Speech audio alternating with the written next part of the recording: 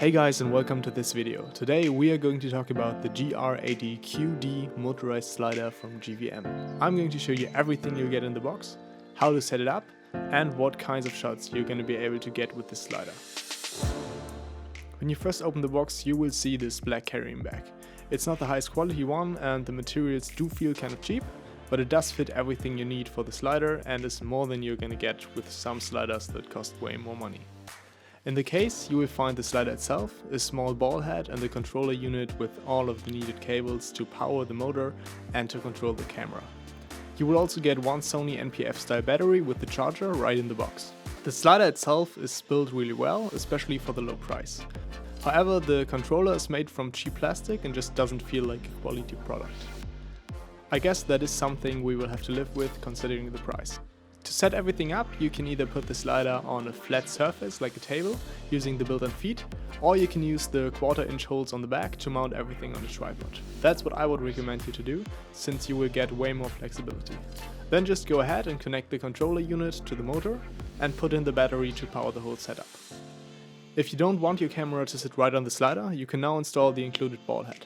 However, I chose to use a third-party ball head made by Manfrotto because it's a little bit sturdier and gives me more flexibility and some more adjustment options. When you turn on the controller, you are greeted by this rather simple menu. It does take some time getting used to, but it does everything I needed to do. For now, we are going to focus on the video side of things, but definitely leave a comment if you want me to do a dedicated video about the time-lapse features.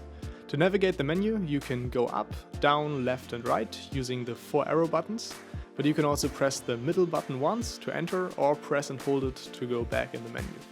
You can choose between auto mode and manual mode. In manual mode, you can control the slider's movement by holding the right and left buttons on the controller, and you can also dial in the speed you want it to go at using the up and down buttons.